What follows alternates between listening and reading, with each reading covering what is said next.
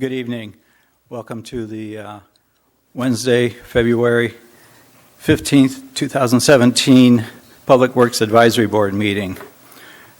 Vice Chair Stephen Shively is not available this evening, and we have no chair, so we do have 5 members here. I guess the first order is to select a temporary chair for this evening. I suggest you, Rick. Is there a second? I'll second it.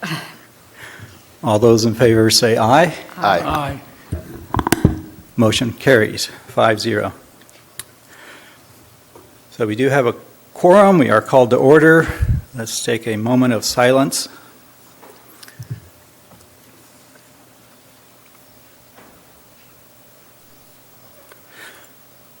Are there any announcements this evening? Anyone? Okay. Actually, Okay.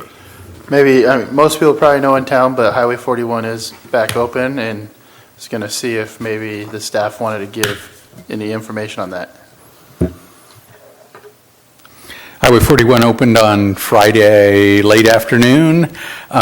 Full opening for the weekend, although they are working during the week, doing a one-lane closure in each direction. So you may have to wait a few minutes there, but it is open and you get through. Saves you 12 or so miles off of your drive. I know that's what it saves me. So I'm glad to see it open. And I think they said the working closures will happen over the next couple of weeks. I noticed this morning they weren't working out there, but they probably will be doing some. I noticed they still need to do some finish work on that netting that they placed on the slope over the next couple of weeks. Thanks. No other announcements. There are no presentations this evening, and we now have the election of officers. I was thinking that this was going to occur next month after we possibly had a new member so that we would be at full force, but so we have a chair and a vice chair to select, is that correct? Yes, and you do have the option of continuing this if the board feels that you would have a better showing next month. You'll at least have one more regular member here. Is there any interest in continuing this? I would like to continue it until next month Okay. and see who we have. I don't think we need to vote on this. There is no opposition. So at next month's meeting, would we possibly have the additional 7th member selected by then, or do we know when that's happening? When the interviews I don't. Closes on the 22nd. Of February. This month. And I believe the interviews might take place the first week in, just a second, let me look on my calendar. I think I was invited to that meeting. Bear with me.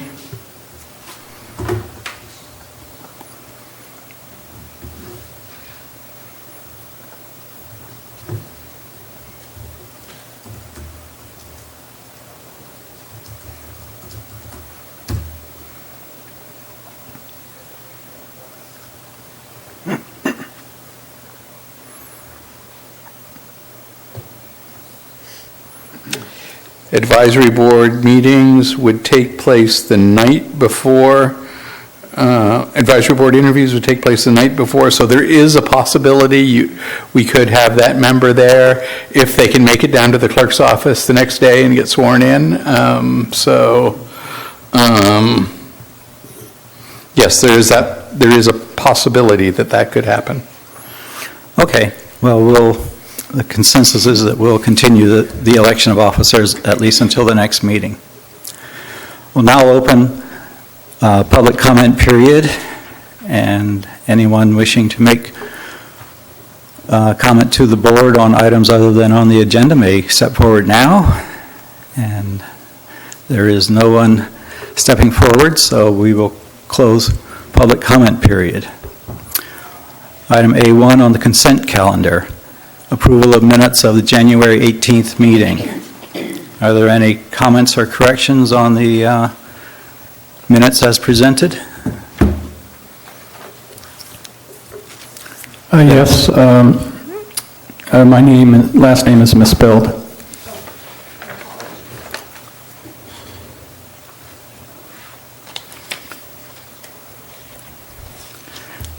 It should be E-R-W-I-N? Is that correct? Okay. It's correct farther on down.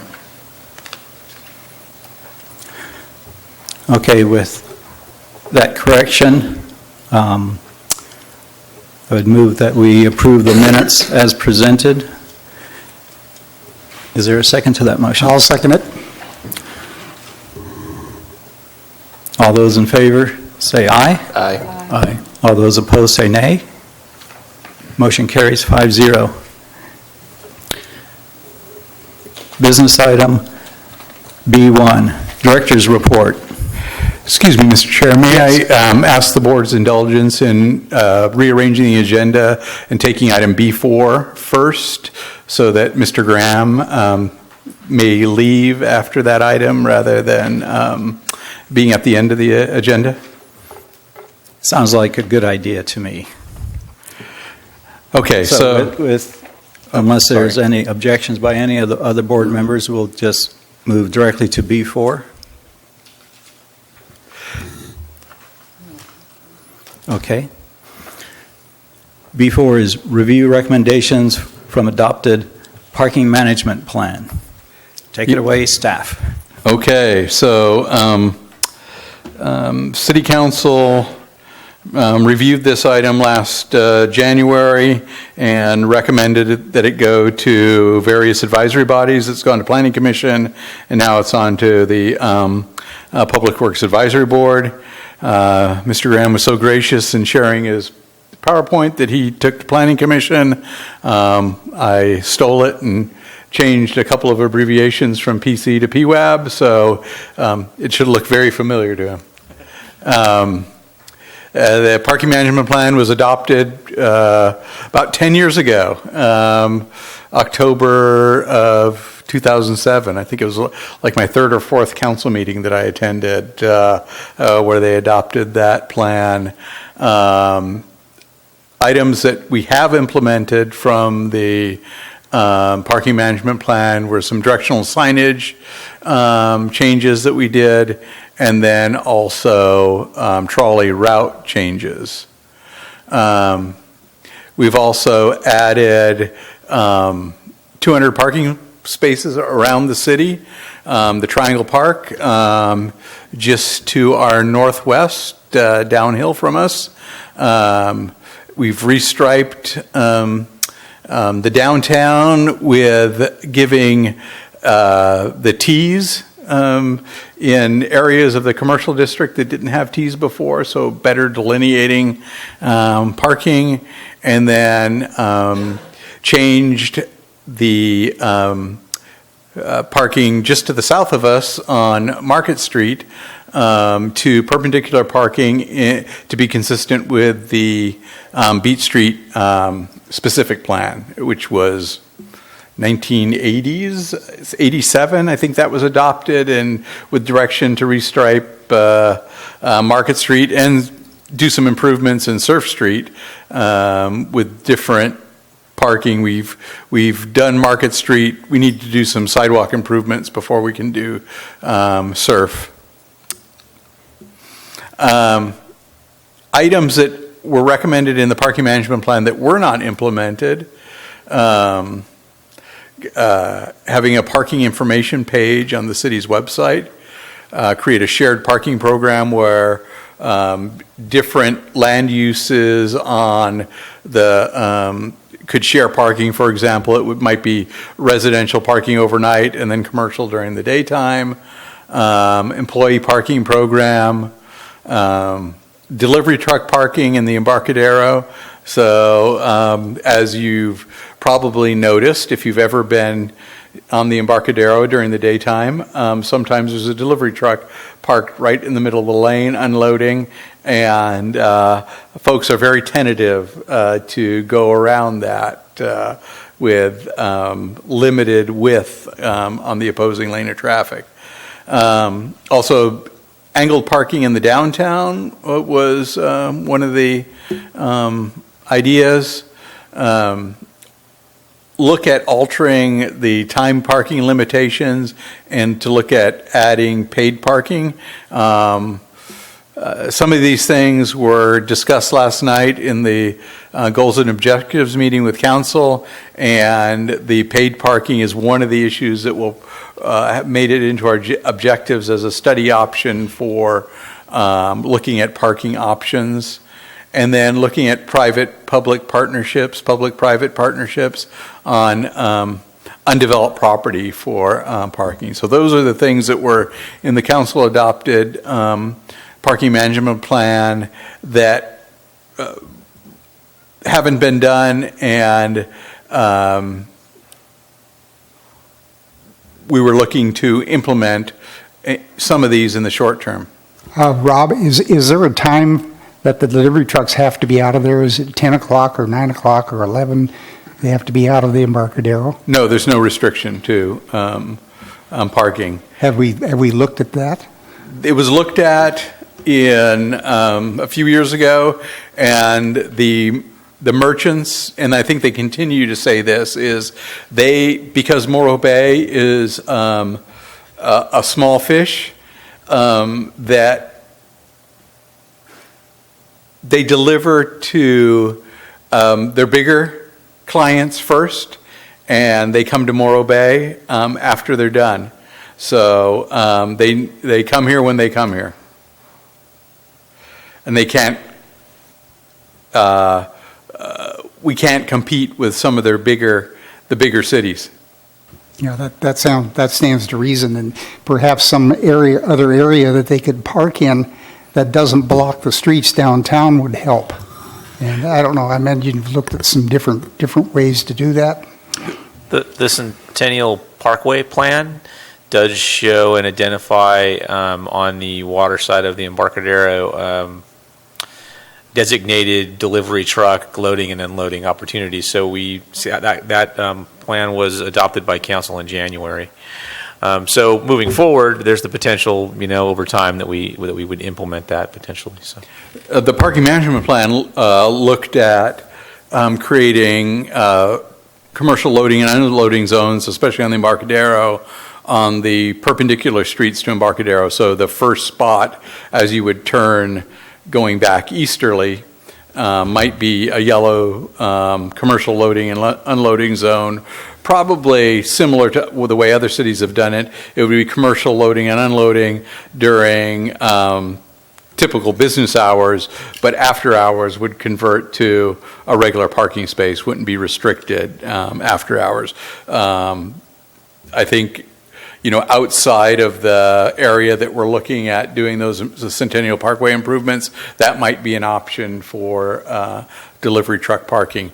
Although some of those streets are pretty steep and might have an issue with, for example, Harbor might be a difficult one to, although it's flat down at the bottom. So,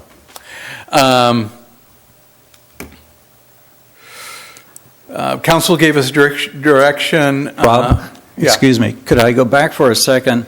When you mentioned Surf Street on the previous portion, could you clarify exactly what parts of Surf Street you were talking about, future improvements or parking?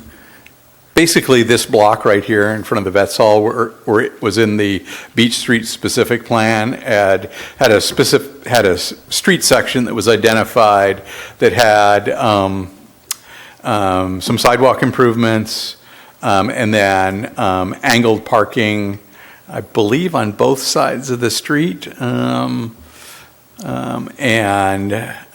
it would require us to install sidewalk on the other side of the street. So we're trying to put together funding before we would do the parking improvements.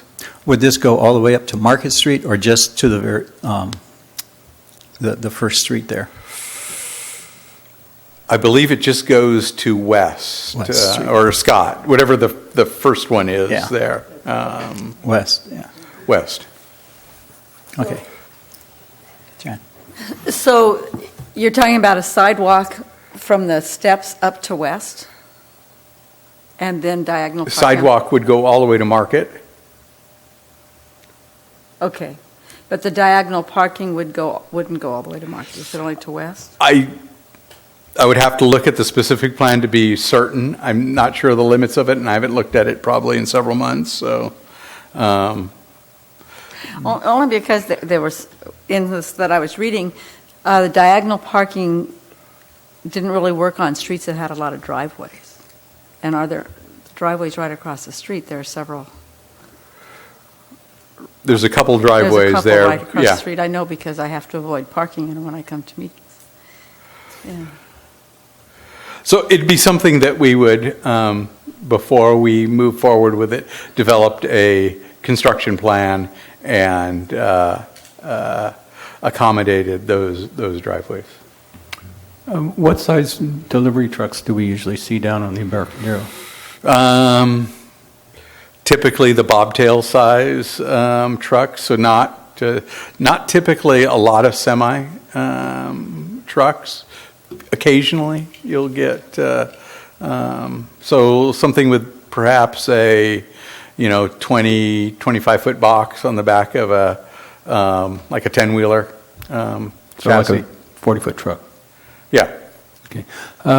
So does that specific plan showing the parking, would that allow for, say, bobtails, but, or would it be a smaller vehicle? It accounts for them, yes. Okay. Yeah.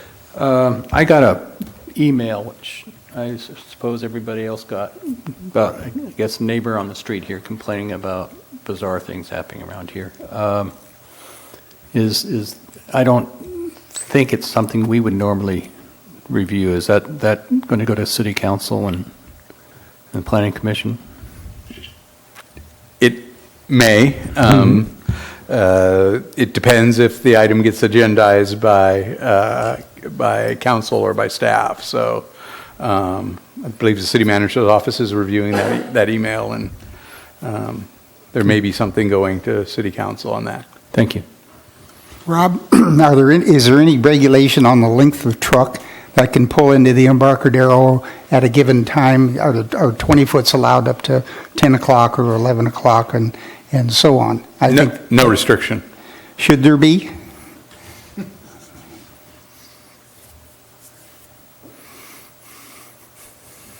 I'm trying to figure out how to not run afoul of interstate commerce regulations. The way the city of San Luis did that was reducing the curb return radius to 5 feet, so it becomes difficult to navigate, and trucks only do it once. I know they take down to Associated Pacific or further down to Right. boat launch larger trucks, so you wouldn't want to fully Right. restrict it. So that, typically, if somebody asks us for a truck route, usually we try to get them to come down Pacific or Marina, rather to avoid going right through the middle of the busy commercial district on the Embarcadero, especially with an oversized load.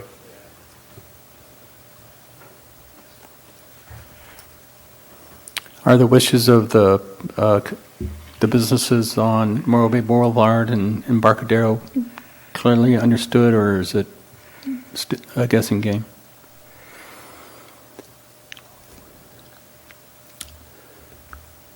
I'm not sure there is one wish from if there is a consistent desire. Maybe Scott has a better answer. So I don't know if it's better, but so when we did the Centennial Parkway plan and the Embarcadero widening plan, the Embarcadero widening component of the plan was to widen the Embarcadero sidewalk, and then it removed parking from the east side of the street and created loading and unloading zones for both automobiles and for trucks.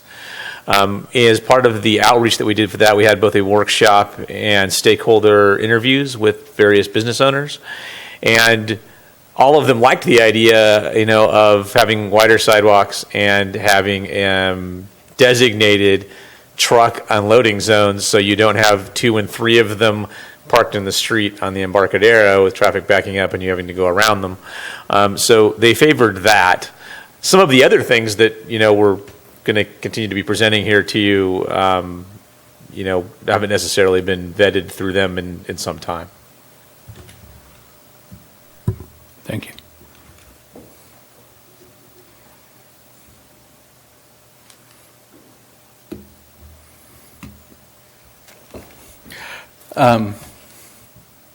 So council direction from January last year was to consider implementing angled parking in the downtown based on the PMP, loading zones on the Embarcadero as part of the Embarcadero widening project, research the parking options, and then review with the appropriate boards, and that's what we're doing tonight here, reviewing with appropriate boards. So angled parking options. These exhibits are from the 2007 Parking Management Plan. I believe there are exhibits in your staff reports also. Angled parking on Morro Bay Boulevard. So the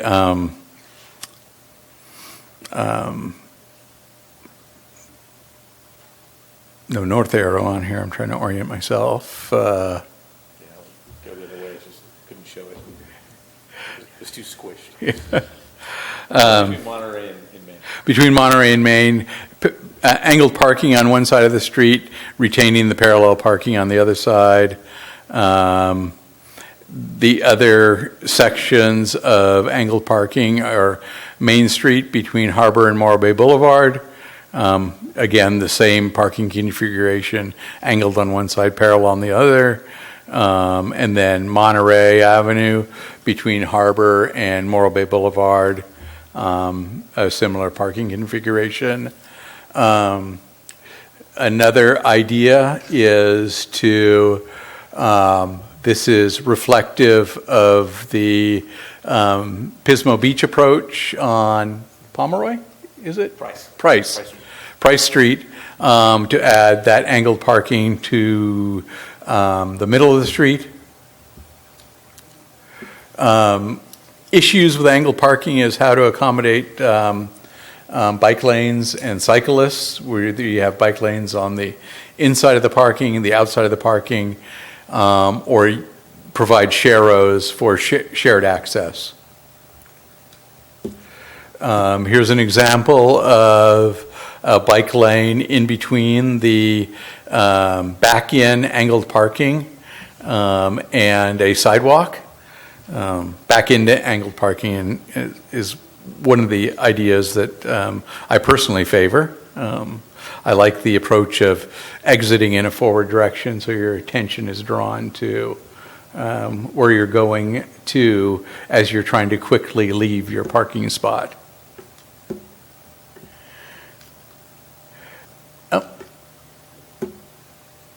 Back in angled parking with a bike lane on the outside of the parking stalls.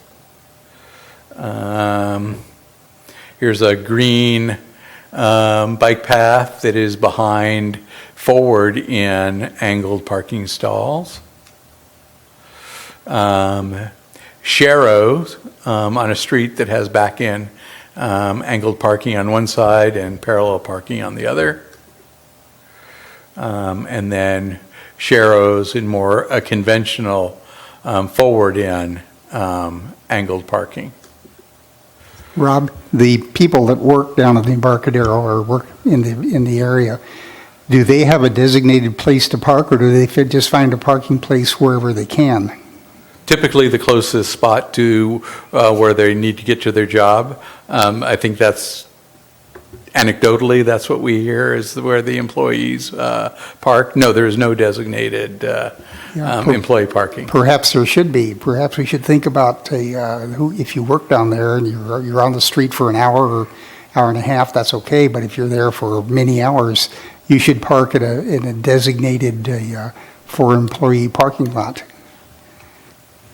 That is one of the options on the table to look at. I think it's a difficult thing to enforce unless you have timed and metered parking. Typically, employees don't want to have to run back out to that meter to feed that meter as, if they're working for 4 to 8 hours. I've seen that in other cities where that's how you enforce where employees park. And then there's maybe free parking or less expensive parking on the, not in the high demand area. Rob, I got a question on the back-end parking. I like the idea, but how, being that we're in more of a tourist town, so people may be unfamiliar with the situation, I mean, have you seen it applied in tourist towns? I'm seeing people pulling up, getting ready to back in, and someone all of a sudden right on their tail. Nevada City, it seems to work there. And I think it's on the main drag in Nevada City, is back in angled parking. The place where I first saw back in angled parking was a trip to Japan, but I think probably, without being offensive to anybody, that culture is more compliant to rules than perhaps we are here. But that is an issue that Chris mentioned, but people coming up, pulling up behind you, and you're planning to back up. Is that in Nevada City? Did you notice if that was an issue? I didn't see that as an issue. So you would pull up, signal, and then back into the space. One concern that I have is that we get vehicles of all sizes. A lot of cars are bigger and bigger nowadays, and the spaces would have to be able to accommodate that for being able to back in to lines that you may or may not be able to see. If you happen to have one of those little televisions in your car that have rear view sighting, then you can see the lines behind you. But otherwise, like I backed in my space tonight, it's really difficult backing into, a diagonal space that, using mirrors, especially if there's, any weather conditions that are going on, being able to see those lines. On the other hand, it's difficult to back out if you pull into like in Ventura, in Old Town Ventura, they have pull-in front parking. And I was there on a Sunday, and it was just really a lot of traffic. And I was wondering, how did the people get out of those parking places? There was so much traffic on the street, the lights were slow, But so that's another issue to look at, too. How do you get out of the parking places? Yeah. The traffic tends to slow down when you have those scenarios where you have traffic running along. Like, example, I was in Pismo when we implemented the center lane parking on Price Street, and everybody's like, oh, this isn't going to work, you're going to have a million accidents, and it's going to be terrible. We implemented it for 6 months for half of the street, and the other half of the businesses that were down the street were like, when do we get ours? Because what happened is, and you have those are visitors that are using it, people just got accustomed to driving slower down there. You just couldn't zip down, you have to drive slow, and there's people walking around to get over to their cars and walking from one side of the street to the other. It's just everybody slows down and is paying attention. So it seemed to work pretty good, and we didn't have much in the way of fender benders or anything, or car and pedestrian accidents or anything like that. So it seemed to work fairly well. That's pulling in front, forward, and then backing out into the lane of travel as opposed to backing in. But it worked pretty good, and that's an example that readily familiar with. Plus, they What about the put Dutch- stop signs in it, too. There's stop signs virtually every block going down. We did add stop signs. When we we added it to one of the streets, I think, and then we created a little bit later on. We created a one-way couplet through there, so that changed traffic patterns a little bit. But that was for another reason, having to do with the parking. Have you been aware of the Dutch solution of putting like a living room on the street, causing everybody to take their time to make sure they know what's going on? In the windows? No, I've never seen that. There's one of the things the traffic planner says, well, if you surprise people, they're going to slow down. And so what he figured out was, okay, let's put couches and chairs, and it worked very, very well. On this model that we have for Market Street, where there's a center lane parking, you would pull into the parking lot front, right? I'm sorry, I'm Let's ahead. get back to, And then you'd pull out frontwards too, right? You would just go right on through? no, that'd be only if it were one way. You have to have one way, yeah, the traffic would have to be the same way on both Oh. sides, because you'd be pulling into opposing traffic if you went So forward. it's not like one way on one side and the other way on the other side? It is one way on one side and the other way on the other side. So if you pulled in one way, you could, You would be opposing traffic if you continued Oh, I straight see. through. Yeah, you'd have to yeah, okay. back out, yeah. I do have a question on that also. I'm guessing we would have bumpers there so that you wouldn't pull all the way through, but in one of the diagrams, I'm not sure whether it was on this one, are they staggered so that people going, north have every other space and people going south have every other space? Or is it just they're all open and anybody can pull in from either side? You would usually have parking, stops at the end of them, so you can't pull into the opposing lane of traffic. Okay. Pull back from the edge of them, so you have a 2-foot overhang typically. So Right. yeah, it would be like that. That's how you implement it. That's how we did it. That's the example on Price Street. If you went there, that's what it looks like. And I think on Price Street, also half the block, don't you enter from one direction and half the block? It alternates. That's correct. It alternates. Not every other space, but Okay. like half the block. Yeah, half the block. So that side, that section over there is facing one direction, and the front section you're coming to faces the other way. So Okay. it provides parking for both directions, though. Okay. I just wasn't able to see it clearly on the map here. So what we're hoping to get out of this discussion is basically that. Discussion items, concerns that this board might have that we can forward back on to City Council with. Really, the first emphasis is on this revised parking layout. And the reason that we were looking at doing this is to, perhaps increase the parking stock by, a additional third parking by doing this angled parking.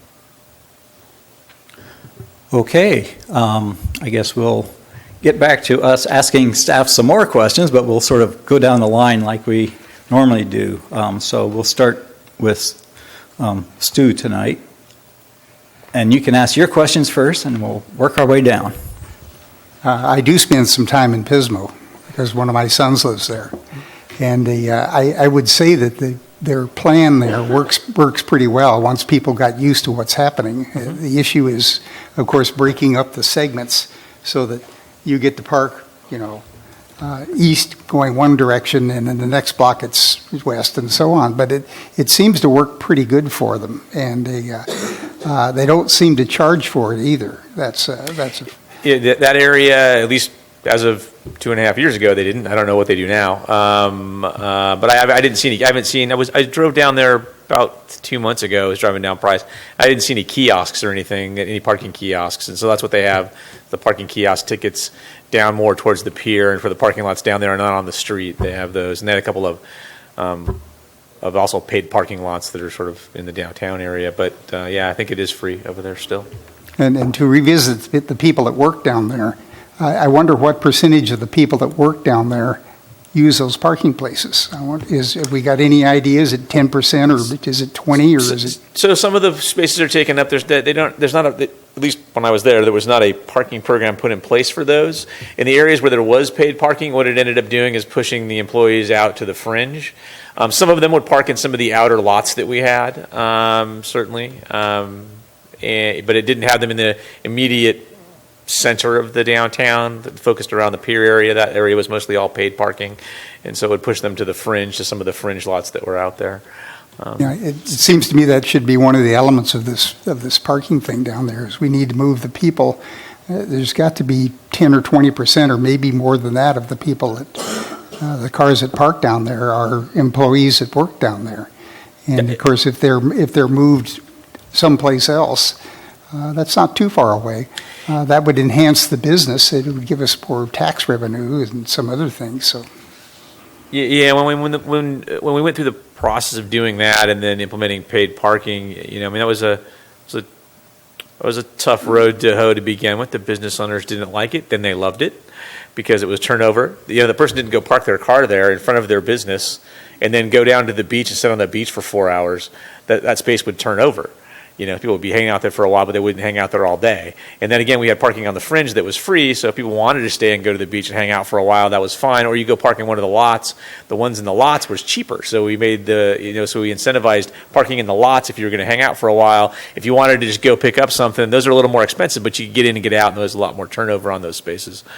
So you do have to sort of think through how and where you want that, and the business owners like to have more turnover because that's more customers for them. So it ended up being for mostly a positive, and I believe it still is. I mean, literally when I left 2.5 years ago, we'd had it implemented for several years, and I regularly walked around down there and talked to business owners, and those were one of the things I regularly asked them, and they seemed to appreciate it. They liked it. So We could also provide trolley delivery. They could park over at the Rock or someplace that's farther away and bring them down at a regular interval, along with consumers that are spending money here too. So that's something to consider also. That's one of the things that was implemented with the parking management plan is to run that Embarcadero trolley route with I think it has a half an hour headway from one end to the other. So it runs back and forth along the Embarcadero and runs up either Pacific or Harbor to intersect with the north and south route right about the top of the Centennial Stairway there, and then back down on the Embarcadero. So that doesn't go up to Main Street now then and go down Main? There's another trolley route that runs that. Okay, all right. So we have 3 routes basically in the summertime. And then, of course, we need to identify those routes for the people coming to visit us and say, here it is, and you don't have to drive your car. We need to do a better job of identifying those. We do publish the map on the website, and it is at all the trolley stops showing those route maps. All the marked trolley stops. Okay, that's all I have. Okay, Chris? Yeah, I'm in favor of angled parking. Actually, a few years back, I had a project where we proposed angled parking on Market. And I'd probably be more for the front pull-in style just because I can see issues with backing in and having people unfamiliar with how the operation works if they're just coming through town. And actually, if parking's busy enough, really the way you'll get out, I think, is the fact that person wants your spot and they're going to wait and let you back out. They're kind of looking for people as they're getting in, I think. The issue I see is just figuring out the bicycle application. Though now when I drive down the streets downtown, the streets kind of seem a little narrow as it is. I think even though they technically don't have their lane, but if they're on the side, it's just as hard to maneuver. I think the Sharrows might actually function better with some of this angled parking and the fact that possibly traffic would slow down. I like the center aisle angle parking. I can see where that works a lot, where if we have a lot of driveways. Though obviously if there's long stretches, like I think some of the Morro Bay Boulevard areas, there may not be some driveways in a few of those areas. We'd obviously get more stalls if we can put them on both sides. But I think if we can fit them down the middle, it kind of opens up the sidewalks a little more too. It makes it feel a little wider, open space because you don't have a vehicle right up against the sidewalk. So I think I'm in favor of moving forward with angled parking. I think it's just dialing in how we deal with bicycle traffic and pedestrian traffic. Okay, John, would you like to start on this side? Sure. My personal opinion is parking, and whatever efficient way you do it, the traffic will figure out what they have to do. I've got questions of if we have to hire a meter maid, what's that cost? And would the fees collected cover that position? And let's see now, there was that. And to do some of these center or back end, what's the increased cost for wheel stops and things like that compared to standard pulling?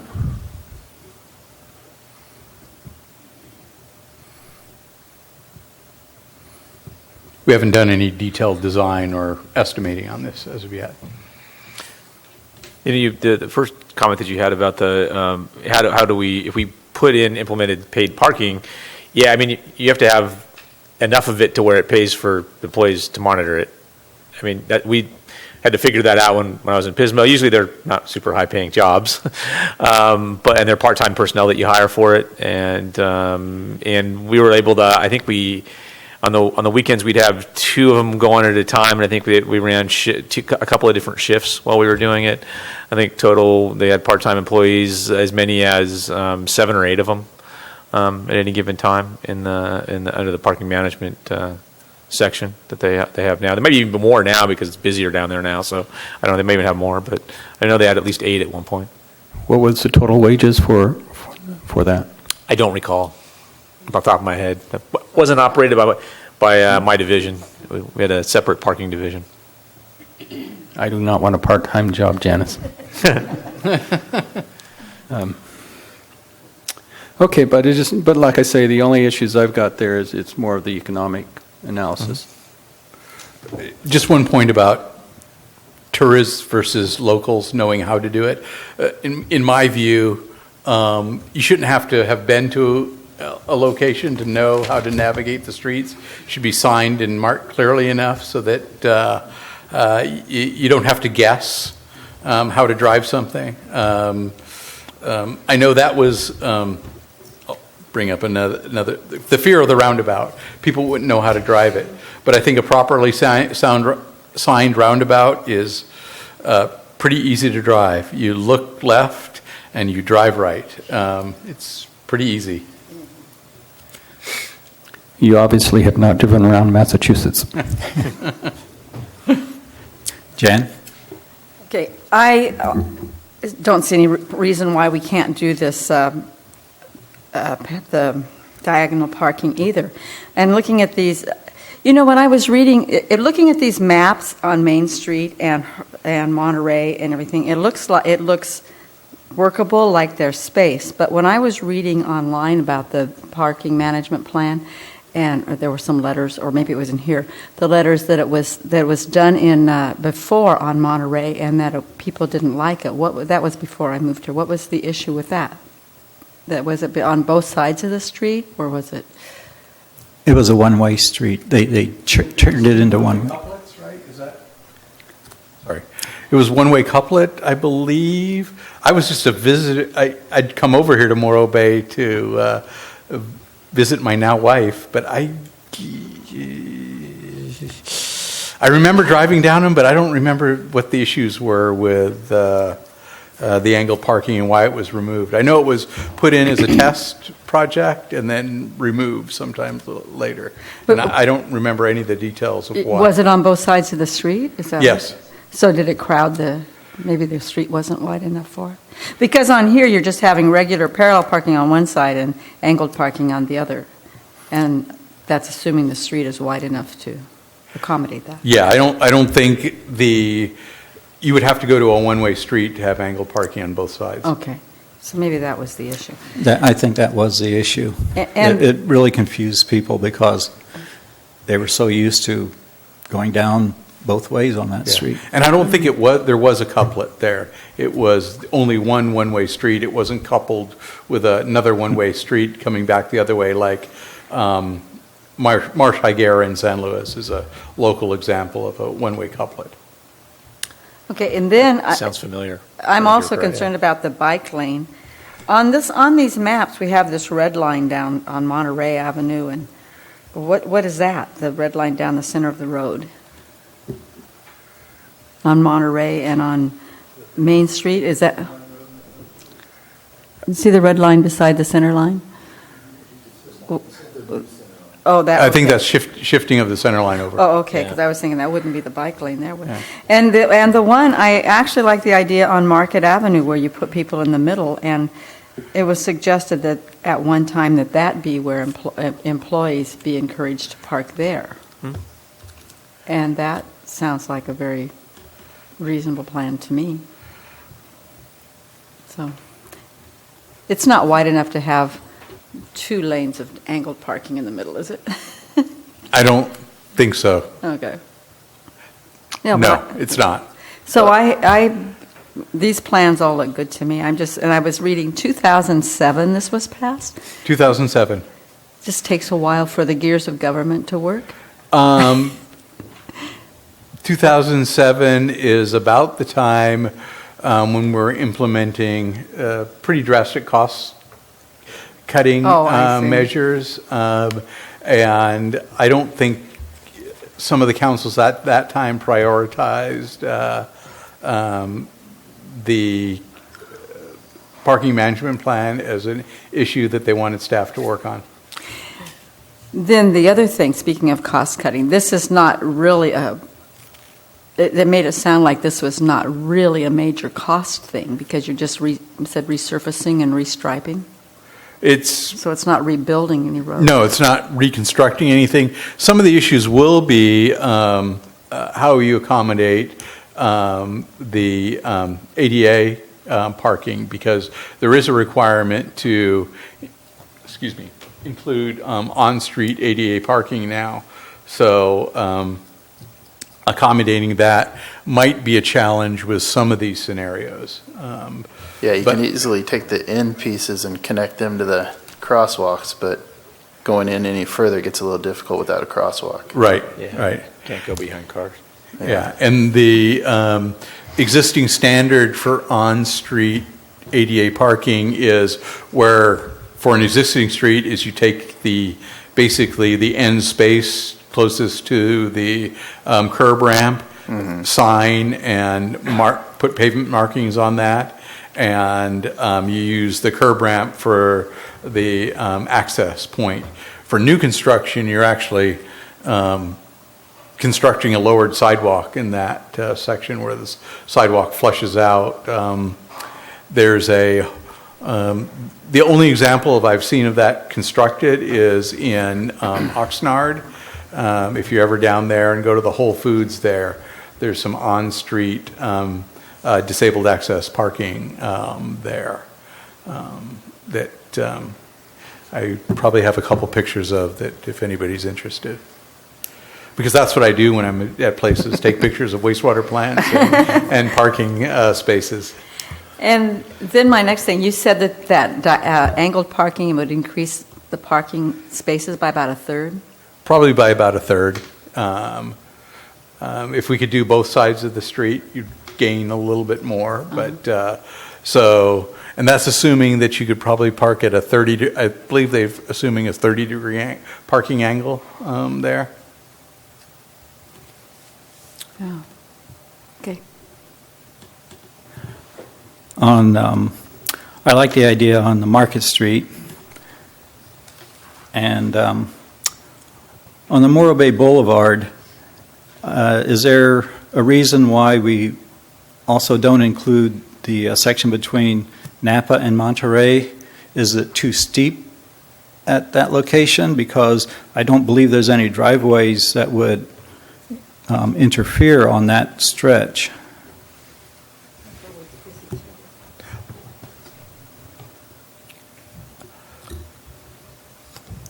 I don't believe there's really, these are just illustrated of examples of locations where this could take place. Oh, okay. I don't think they're limiting designs. Okay. So we could run angled parking really almost anywhere on the boulevard where there's not driveway constraints. Okay. I remember years ago when there were no stop signs along Morro Bay Boulevard, and it was sort of a downhill racetrack, whether you wanted to do it or not. All the stop signs, the four-way stops, have helped dramatically in slowing traffic down, and I think that definitely assists in angled parking besides the current perpendicular parking. Being a bicyclist, when the traffic's flowing fast, that's normally because nobody's parked anywhere and nobody's stopping for anything.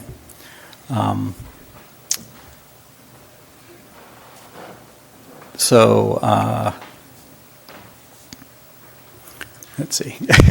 Sorry, I got distracted there. So I haven't had an issue, bicycling in town with traffic going too fast, either on the Embarcadero or along Morro Bay Boulevard. Sometimes Main Street, it gets a little busy between a couple of the blocks, but I think that could be addressed also. So I think bicycle sharing of the road would be sufficient without having, special bike lanes. It would be nice to have bike lanes if we had enough space for all of that. The other option besides the Sharrow is the new MUTCD sign. You see them in a few locations. Bicycles may use, full lane. Paso has a few of those signs up. It's what is probably going to replace the Sharrow. Mm-hmm. I know this, Rob, down at the Rock, which I go to frequently, there's many people down there that really don't speak English at all. They're Italian, they're German, they're Spanish, and so on. And of course, we have to design something that those people can understand without having to get in trouble with their parking. And so that's another issue, is the language, the barrier that we have. That happens in every country with all foreign tourists. Luckily, we do design to standards. So you'll notice in Europe they have a multi-sided stop sign that says stop on it, in a lot of places, just like we do in the U.S. Japan, I think it's an upside down triangle, but I didn't try to drive in Japan.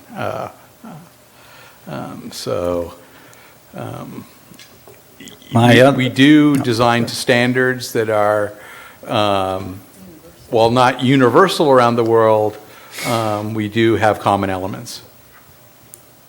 Okay. I have reservations on the idea of paid parking, and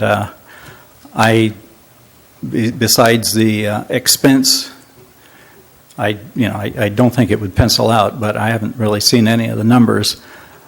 I think during the off-season that paid parking will probably discourage a lot of the locals or questionable tourists stopping here versus in Cayucas or something like that, a little further, because people do like to stop. They like to get out of their cars and visit not just the restaurant, but just wander around and not have to worry about getting back to the meter. And I know technically on a lot of the meters, you're not supposed to keep feeding it money. They normally are. You're there for your 60 minutes, and then you're technically supposed to leave. So I don't know how we would get involved in a lot of that type of enforcement or not. I understand that it may discourage some employees from parking right there at where they work, or parking 2 businesses away so that their business is not affected by it. But I just don't see it being positive for a year-round operation. And if you're going to have paid parking, you got to have it year-round. Otherwise, people are just going to get confused as to, are we in season or off season for these meters? But during the slow periods, do you really want to be charging and, having the expense and possibly just, making this an unattractive place? I think Pismo gets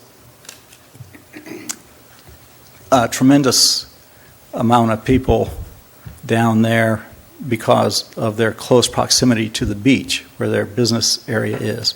Our business area isn't close to the beach. And I think that makes a big difference for those really long time periods that people might park and be there all day.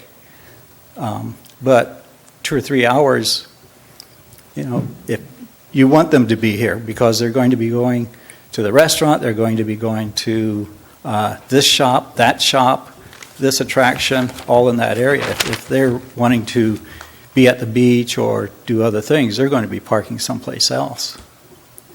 So I think those are really important things to consider when you're thinking about, well, what kind of impact is it going to be on the businesses? Because I think they'll suffer in the off season.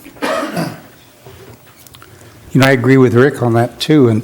But you can take and put an hour limit on it, or 2 hours, or 3 hours, or 4 hours. You could do something so that the parking places are turning over, so fresh people can come in to trade at the businesses on the Embarcadero and so on. So it's something that needs to be managed and thought of before you implement it.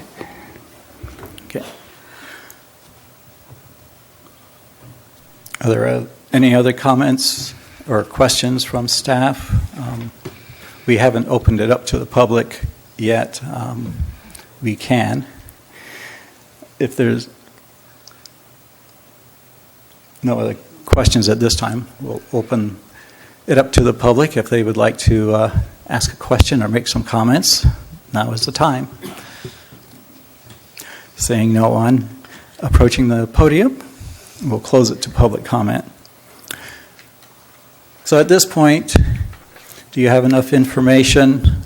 Is it necessary for us to make a specific recommendation, or what are you looking for, Rob? I think this I is think sufficient. I think this is sufficient. We can Yeah. summarize these comments and package them up with our staff report. So, if I may, I will go through maybe not verbatim what I heard from each of you, but general themes, perhaps. Okay.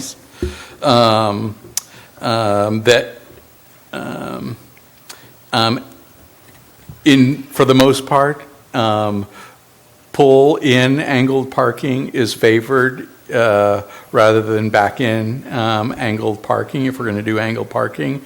But the issues with angled parking is the devil is in the details, and we want to see more, perhaps, more design information on how this is going to work and what the costs might be to implement that. I think we'll see that moving forward with the latest objective that we have for this next year.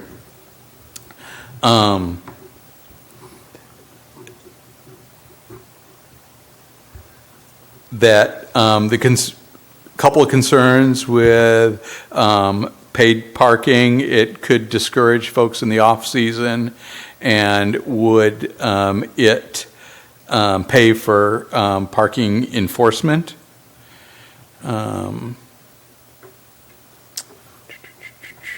And that there may be other ways to deal with employee parking, such as enforced timed parking. Those are kind of the general theme. Bicycling with the sharrows so that you can use the whole lane where there's angled parking. That's kind of the themes that I heard. Did I capture what the board feels on that? Nobody has any disagreement, it looks like. Okay. Thank you. Thank you. That was good input. Thank you. Thank you, Scott. So we'll bid adieu to Mr. Graham and move back to item B1. Item B1 is the director's report. Take it away. So we yet again changed the format and didn't attach the raw maintenance supervisor comments. We embedded that into the report. Very nice. Took the opportunity to make some grammatical changes to the raw reports for a little bit of more readability. So that was one of the changes we made. Really, I don't have anything to highlight, but I could answer any questions that you might have. Typically, we'll just run down the row and go through Okay. folks' questions on this. All right, we'll start with Jan this time. Thank you. On the first page, on consolidated maintenance, it says that the staff has completed installation of directional signage for all 18 public restrooms along the Embarcadero. This includes the 12 facilities that owned and operated by leaseholders. On the ones that were owned and operated by leaseholders, did the city actually install the signs for them, or were the leaseholders handed the signs and then told to install them? Or, I mean, you're for sure they're installed, is what I guess I'm implying. We have installed, I think, on all but 2 of the buildings. Where the Hofbrau is, they're finishing up some work there, so we didn't install that. And I can't remember one of the buildings, we need to mount a pole rather than installing it on the building itself. So the city is responsible for getting them installed, not just handing it to the owners? We took on that responsibility so that they would make sure that they got put up. Thank you. And then on the next part, you're going to begin installations of 30 benches and 4 fire pits near the rock.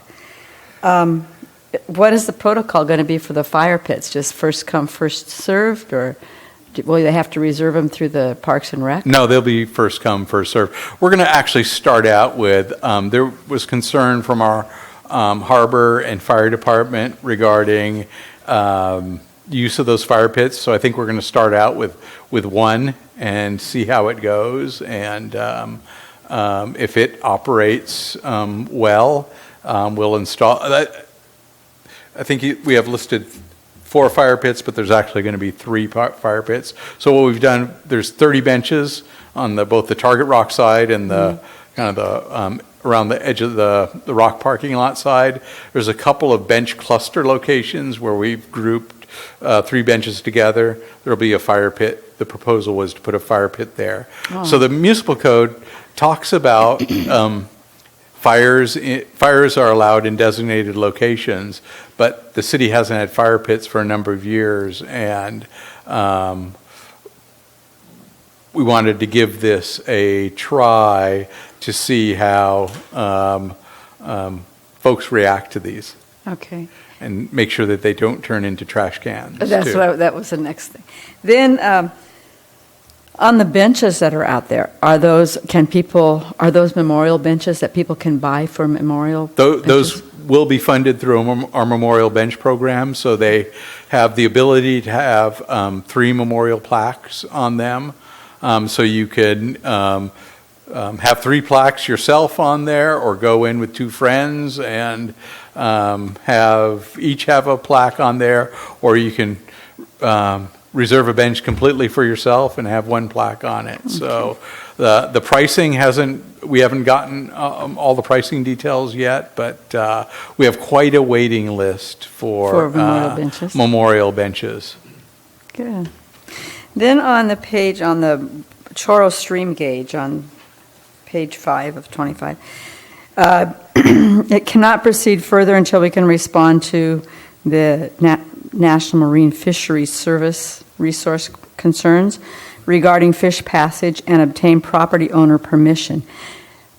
How long have you been waiting? It seems like every meeting I come to, they're waiting to get the property owner permission on this. Is that a standoff or something? So the property owner is the federal government. Oh. Well, the property owner is the RCD. NRCS has a easement over the entire property, so it has to be approved, not locally, but in Washington. They won't give approval until NMFS, National Marine Fisheries Service, signs off on it, and we complete our EIR on the project. So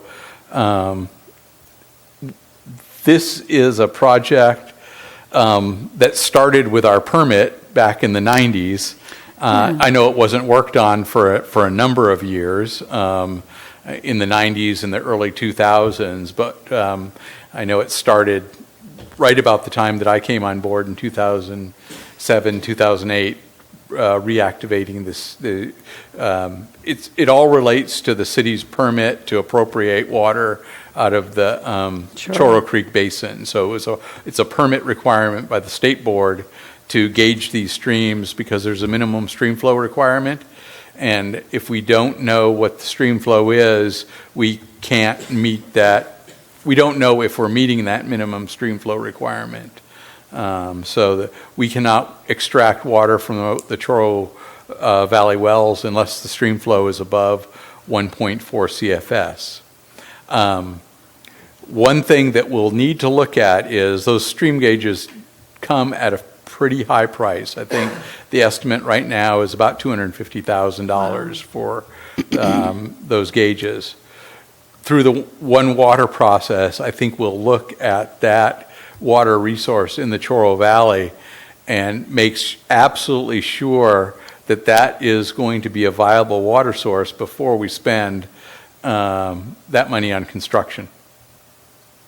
Because as long as I've been aware of this, those have been the issues. You couldn't measure it because the water level was too low.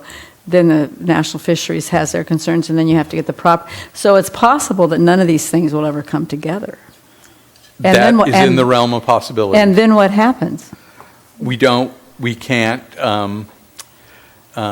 satisfy that, show beneficial use of that water, so our water right to that water goes away. If we can't show that we're using it, in the eyes of the state who regulates that, then we don't need that water. So we won't have an appropriate right to that water. Okay. It's traditionally has been the main water source for the city of Morro Bay. That's where the water district's most productive wells were prior to incorporation.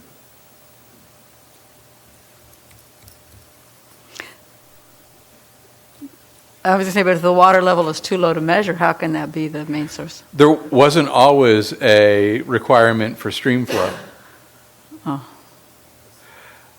So we have a temporary gauge set up, so we can measure we have the opposite problem now. It's not safe for the hydrogeologist to get in the creek to measure the height of the water, so it's flowing too high. But we don't need the water right now, so we won't be using those wells either. Okay. And then, it just seems like it's going around. But anyway, then on the water operations, you bored a new water line here at Surf Street and replaced a 2-inch steel service with a 1-inch service. Why did you go smaller? There's no demand in this building I to have that 2-inch service coming in. Maybe if there was fire sprinklers in the building or a bigger kitchen, there might be some demand for it, but that steel service was causing water quality problems because it was old, clogging the water filters coming into the building. So we replaced it with a new PE service. Typically, that would our water department assisted consolidated maintenance in bringing that line over from the meter into the building. Okay. Okay, those are all I had. John?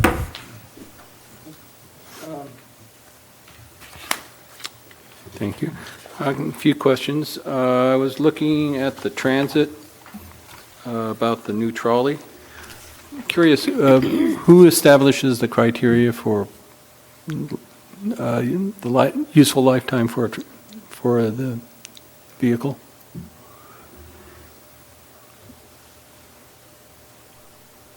Basically, we work with our transit operator and look at typical service life across the industry.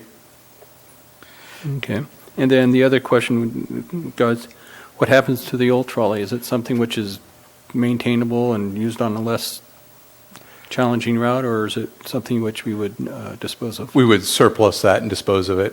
One of our trolleys, the original trolley, Molly, is now serving the Avila Lighthouse. So if you still want to ride Molly, you can go down to Avila and ride it up to the lighthouse. Okay. Then the next one I was looking at, the SLOCOG was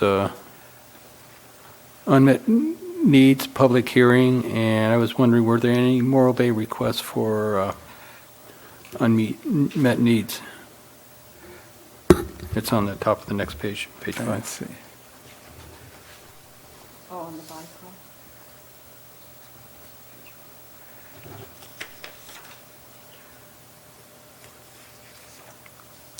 I actually haven't seen that list yet, so Okay.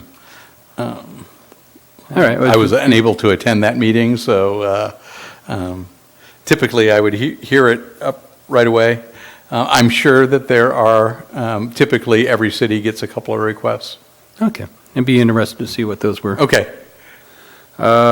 Next one, Choro Stream Gauge. Based on our conversation yesterday, and thank you for the orientation, we would also have to plan on putting some sort of storage reservoir if we wanted to take advantage of that stream again. Is that right? If we're still on state water, and to make best use of that, we need some sort of storage system to store that water so that we can take it when stream flows are high and use it in the summertime when we need it, when stream flows are low. A storage tank is probably not big enough to provide adequate storage.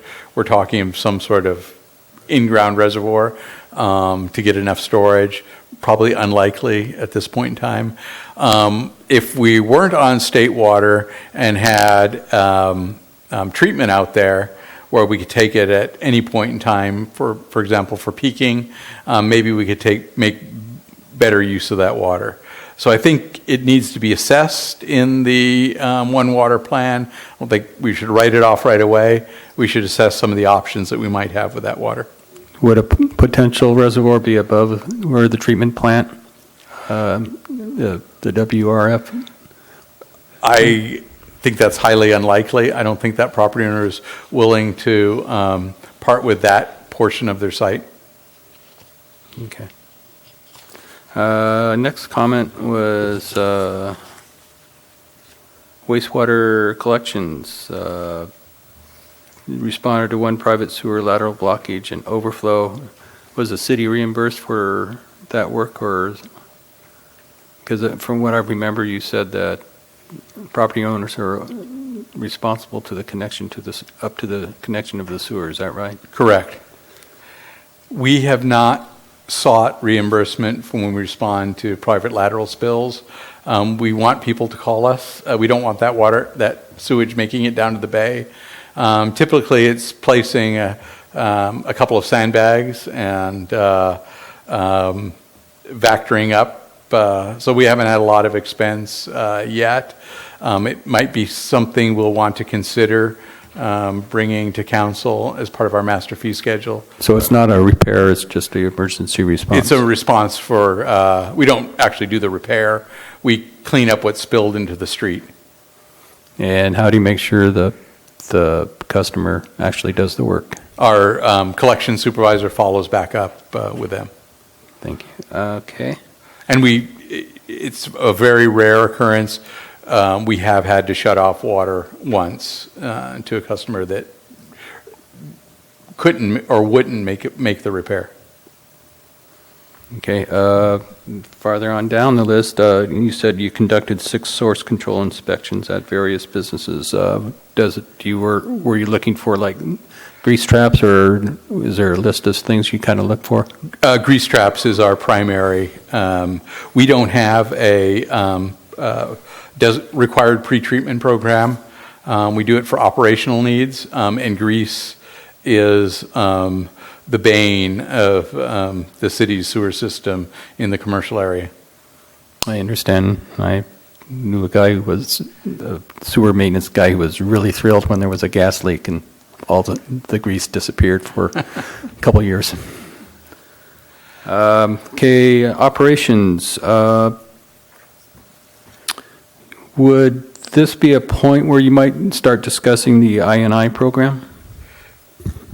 Yes, that is going to be a major point in our, the sanitary sewer collection system portion of the One Water Plan. We're hoping to get some quick wins because we have sized the Werf lift station and equalization basin based on a peaking factor of 6. So we're hoping to look at some strategic I&I repairs to reduce some of the sizing into the wastewater treatment plant, hopefully substantially save some costs. I assume that's going to be the tar paper sewers. The tar paper sewers and the broken vitreous-sulfide clay pipe that we have around town that, a lot of our sewer line is below groundwater table, so we see a lot of inflow. In the north end of town, where it's shallow, direct inflow into, perhaps there could be a roof leader or two that is inadvertently connected into the sanitary sewer system. So between flow monitoring and smoke testing early on in the program, we're hoping to identify those and have some good big wins on that. What color smoke are you going to use? I don't know. Thank you. Could I ask for one question? What's an I&I? I&I is inflow and infiltration. So infiltration is when groundwater is above the pipe and seeps in through cracks in the pipe. Inflow is when the water is in the street and is above the rim of the manhole and there's holes in the manhole, flows right in, or when somebody has inadvertently connected their rainwater downspouts to the sanitary sewer system, that water flows directly into the system. And we really don't want to treat clean rainwater in our wastewater treatment plant. I suspect the street I live on, Las Vegas, right now the groundwater elevation is about 6 inches down, and there's a puddle over the sanitary sewer manhole down the street from me. Yeah, we get almost immediate response at the plant. We went from, during the heavy rainstorm in January, went from about an MGD up to 6 MGD, pegging our flow meter in a couple of hours. Okay, Chris? Yeah, I think my only question or discussion topic is on the streets. I know we kind of had to set that aside with the rains. What or has anything been accomplished so far? I know we started in December and then had to stop, and then did it start up again ever? No, it hasn't started back up again. The contractor ground off some of the pavement markings, getting ready to slurry, and that's as far as they made it. The anticipated, we did issue a hard notice to proceed, so we're counting days now. We're being pushed off by the contractor because they had other commitments. Well, we're one of their commitments too, and it's almost $1 million in work. We feel we deserve some of that priority also. So we're counting, the contractor has 90 days to complete the work, minus any rain days in the contract. So they're anticipating the last week in February, first week in March to mobilize into Morro Bay. What's the penalty? I don't recall what the contract has for liquidated damages penalties. Stu? Looks like we're set to do quite a bit of ADA sidewalk repair. Yes. Is there a pecking order that's been set up on what we're going to do first, second, third, and fourth? Yes, we have a proposed plan, basically kind of working out from the institutional needs, making sure we have, sufficient sidewalk to City Hall, the library, community center, senior center, and of that order, or places where we can close small gaps easily. There may be half a block of sidewalk missing, and we'll pour that in to make that gap closure. Also the priority is curb ramps, to make sure that we have curb ramps in place. That- Good. That brought up a question which I had on this too. North Main Street, what is the plans for completing sidewalks there? Is any of that within the scope of this work? Not this year's scope. We're prioritizing the downtown and moving commercial area and then moving our way out. There is that section of North Main, kind of south of San Jacinto, and then right by the buoy that needs some work done there also. Realize that. I think we'll wait until the next allocation of CDBG money before we work on that. Next year? We actually are going to have to wait a couple of years because we took Atascadero's money because they weren't ready to perform. But it wasn't a gift, it was a loan. So we got $200,000 that we'll use here and then go a couple of years without getting CDBG money that'll go back to Atascadero. Okay, on And page, I'll bring the plan next time that shows the kind of the order of sidewalks that will include North Main on there, so we can see, approximately when those will get done. okay, that's good. Under trees, just over 90 downtown streets and trees, landmark trees were trimmed for hazard and row clearance last month. What's row clearance? Oh, sorry. I got to remind folks to spell out the abbreviations at least the first time. Right of way. So make sure that we have vertical height above the street and then sidewalk area for pedestrians and tall vehicles. The nutmeg tank that's up on the top of the hill above me, which I am told causes my water pressure to drop to 15 pounds. How are we doing with that? We had a negative declaration posted a while back. Do we have the money to replace the nutmeg tank or not? We have the rate revenue that would replace that. What we are in the final throes of is a RFP for design services and to complete the environmental document. So that'll hit the streets probably when Rick gets back from vacation next week. He'll finish that up and get it out to. Then we'll hire a design engineer that'll finish up the design and bring it forward to Planning Commission for the environmental document.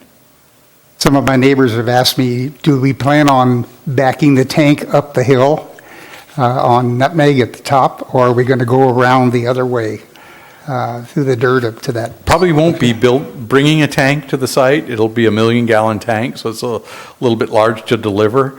We're looking at options for getting concrete up there. One is to come up the easement directly uphill from Elena Street with a conveyor system, bringing dry concrete up the road and mixing it, batching it on site. Because we have water up there, dry concrete is a little lighter than bringing wet concrete up there. But there will be some unavoidable temporary construction impacts due to building the tank. Noticed that on the that there is a generator of some sort in the tank that's right above me on the At Elena Tank? Yes. Yeah, so What's there's a that? booster station there that feeds the Nutmeg Zone. So it pumps that water up the hill to the Nutmeg Tank. The tank is on county property? The tank is on private property just outside the city limits. So it's in the county on private property. Is there any discussion of annexing the property? We need to look at a couple of things in regards to that property. We lease that 1 acre site, and I think over the years that we've leased it, we probably could have purchased the 200 acre parcel that it sits on. So we'll be working with our city attorney's office on maybe an alternative to, we pay $25,000 a year plus a inflation escalator for 1 acre of rural county property a year. Last month, there was some talk about the fouling of the filters on the pumps over here, close to the bay and so on. Has that been resolved, or what's happened with that? So we're working on our saltwater wells, making sure that we can actually use those in case of an emergency and have to make water from seawater. We discovered a few things when we were doing the pump testing. The methods of construction that they use to build that saltwater well system left a little bit to be desired. It showed that it was an emergency project put together rather quickly, so we need to make some electrical repairs to those connections to those pumps. And then also, the iron did not come out of solution when we pumped those wells for a long period of time. And we sent samples to the lab to try to figure out what, typically, that iron flashes out of solution as soon as it hits the atmosphere, turns immediately bright red, very thick iron deposits in that water. This time it stayed dissolved, and we don't know if it's temperature related or this is the first year it's rained in 10 years. More creek flow into the groundwater basin, because those wells, although they're saltwater wells, they're still brackish. There is some underflow of fresh water into those, so we're trying to get a handle on something that we didn't expect when we pump those wells. On the page 6, there's a comment here about collaboration with city engineering staff on fiber optics contractors for boring project at the city roundabout at Yerba Buena in Maine. Hopefully not the roundabout, the intersection there. So what we did was one of the fiber companies installed a new fiber line coming through town. They needed to cross the street there at near Yerba Buena. They couldn't bore that. They had to do an open cut. So that was that issue there. Oh, okay. On page 7, we've got a comment here about the effluent flow meter readings became erratic and unreliable because of evidently the wires shorted out there because of heavy rainfall and so on. Aren't those wires covered with little boxes or something to keep the water from getting in there and shorting them out and causing erroneous readings? Another maintenance issue, we needed to replace those boxes. So the wastewater plant is in a fairly harsh environment. A lot of things decay, and the seals around those boxes failed, so we needed to, got some water in there and needed to replace those boxes and electrical connections for the effluent flow meter. Down the page a little bit under wastewater, it looks like we're going to have to come up with a projected cost for it so that we can move ahead and address Proposition 218, where we have to go to the public for it. What's going on with that? So we have costs identified in the facilities master plan for the complete project. We have a proposal from the rate consultant that we used for the last water and sewer rate study, they have the model already developed for looking at rates, so likely we'll go with them. We will conduct public meetings at this board and our WRF-CAC through the spring and go out to Prop 218 vote probably sometime in early summer for that project. The next page 9. Wayfinding and signage. What's wayfinding?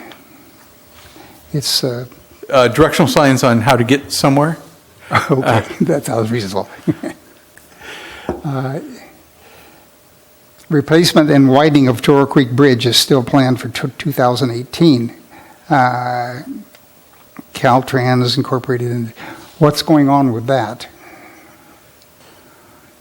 That's the fourth paragraph down on. So this is in the Citizens Bike Committee minutes that you're looking at. Yeah. I don't really have any more information on that Okay. item, sorry.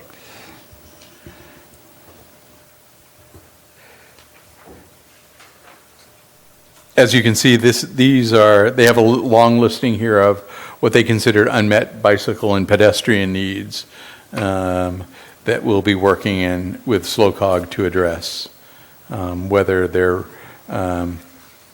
reasonable to meet or not.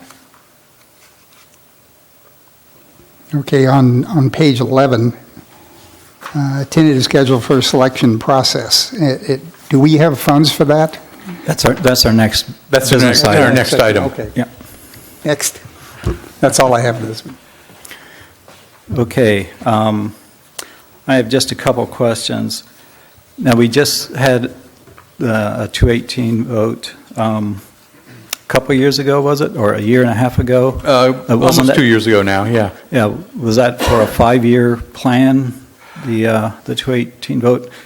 And is this, I thought that was supposed to be covering the new. That was based on the cost information that we had At at that that time, Okay. when Cayucas was also still a partner. Now we know And before that, yeah. Okay, and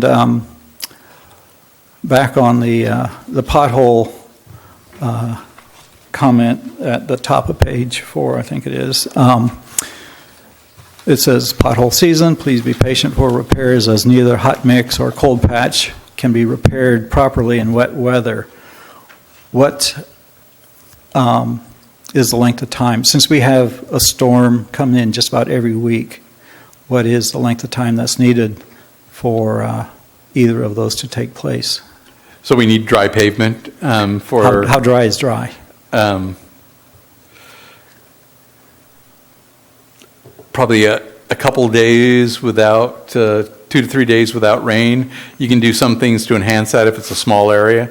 Take a torch and heat it up and dry it out for cold patch to get into. The other issue with hot patch is we don't do a lot of hot mix, and this is not paving season, so nobody is going to start up a plant for 4 tons of asphalt.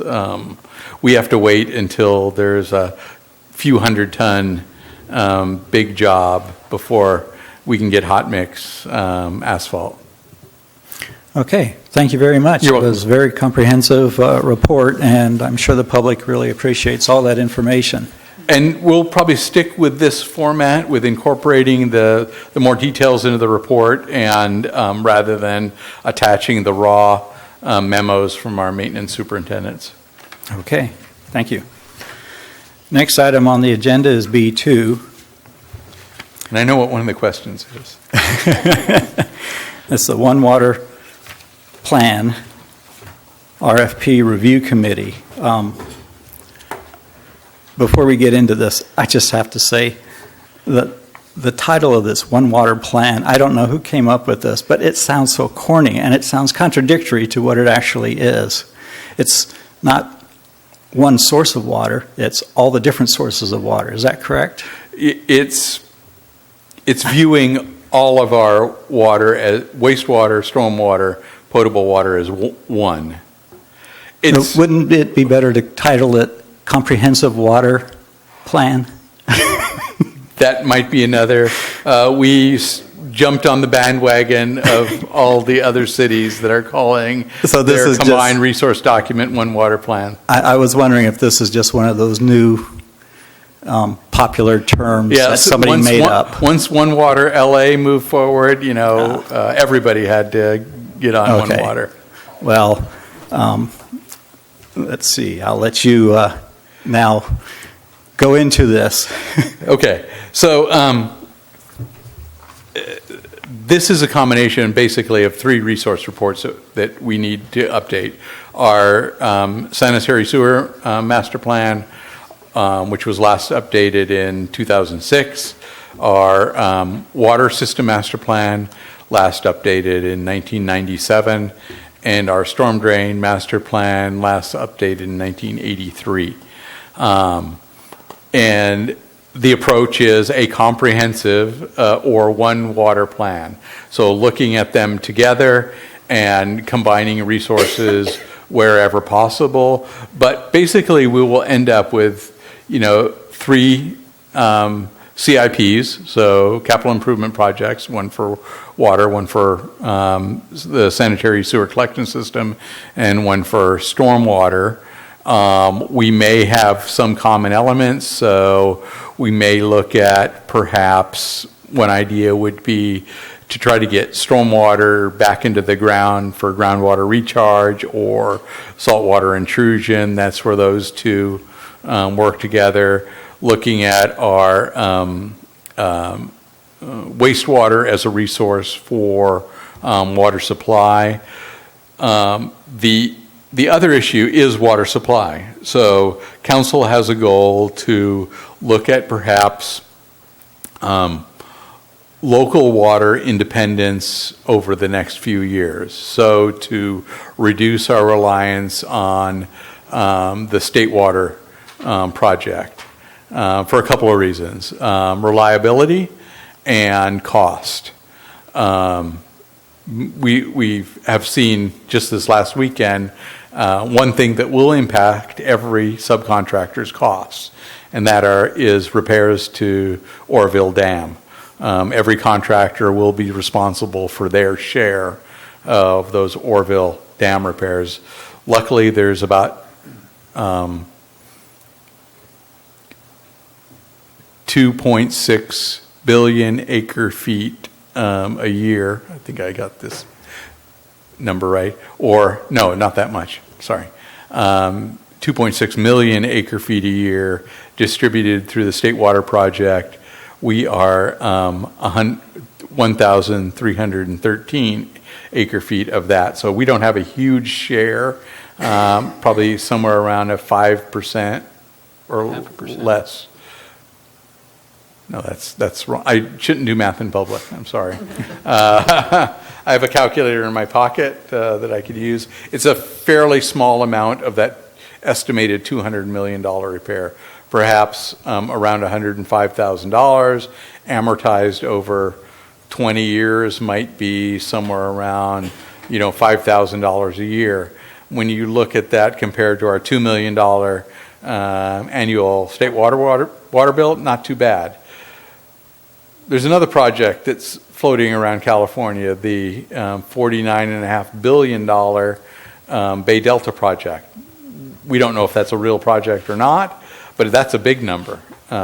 So that could have a significant impact on state water costs.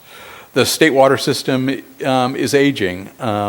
We've seen subsidence in the Central Valley, which is going to increase pumping costs for everybody because the canal has sunk there, so they're going to have to pump more water. So costs are going to continue to go up on state water. We're looking at a WRF project that perhaps can provide additional water supply. We need to look at our groundwater sources and then feed our desal plant into that mix. If you were to review our urban water management plan, on paper, we have more water than we need.